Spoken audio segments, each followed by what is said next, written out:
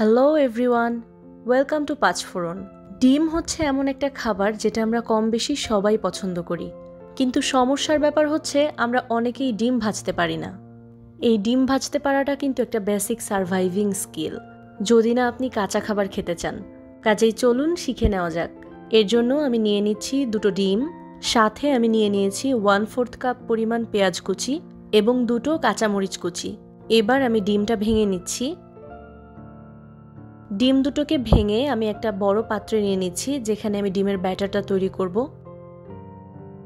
এবার একটা কাঁটা চামচ দিয়ে আমি কুসুম দুটোকে ফাটিয়ে নিচ্ছি।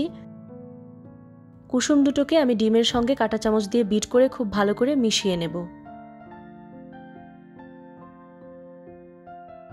কুসুম এবং ডিমের সাদা অংশটা খুব ভালোভাবে মিশে গেলে এর ভেতরে আমি দিয়ে দিচ্ছি পেঁয়াজ এবং কাঁচামরিচ। আমি এর সাথে একটু ধনিয়া পাতা দিয়েছি, আপনারা চাইলে এটা বাদ দিতে পারেন। এবার আমি এই উপকরণগুলোকে ডিমের সঙ্গে খুব ভালো করে ফেটিয়ে মিশিয়ে নিচ্ছি। প্রায় 1 মিনিট ধরে কাঁটা চামচ দিয়ে ঘুরিয়ে ঘুরিয়ে আমি এগুলোকে মিশিয়ে নিয়েছি। এরপরে আমি এর ভেতরে দিয়ে দিচ্ছি 1/2 চা চামচ পরিমাণ লবণ। আপনারা যদি একটা ডিম ব্যবহার করেন সেক্ষেত্রে লবণের পরিমাণটা একটু কমিয়ে নেবেন। এবার আমি এই পুরো জিনিসটাকে খুব ভালো করে কাঁটা চামচ দিয়ে 2-1 মিনিটের জন্য বিট করে নেব। এটা যত বেশি মিশিয়ে নেওয়া হবে তত বেশি কিন্তু ফুলে উঠবে এবং খেতেও ভালো লাগবে। এবার আমি এই ডিমটা ভাজতে চলে যাচ্ছি। আমি চুলায় একটা প্যান গরম করে তার ভেতরে নিয়ে নিচ্ছি 2 টেবিল চামচ পরিমাণ তেল। তেলটাকে আমি ঘুরিয়ে ঘুরিয়ে প্যানের চারদিকে একটু ছড়িয়ে দিচ্ছি। এই তেলটাকে কিন্তু হাই হিটে রেখে প্রায় 1 মিনিট পর্যন্ত গরম করতে হবে।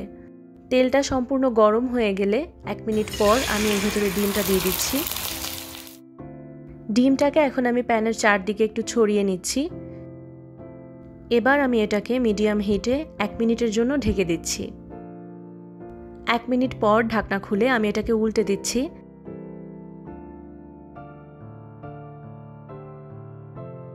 দেখতেই পাচ্ছেন ঢাকনা দেওয়ার কারণে ডিমটা কি সুন্দরভাবে ফুলে উঠেছে।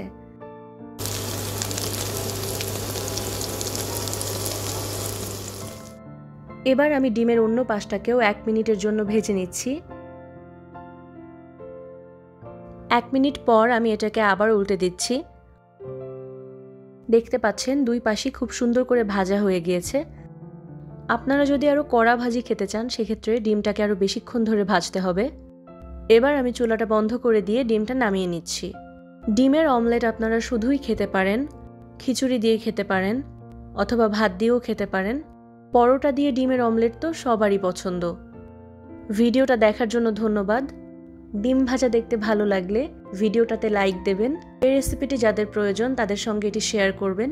ভিডিও সংক্রান্ত কোনো মতামত থাকলে কমেন্ট সেকশনে জানাবেন। Happy cooking!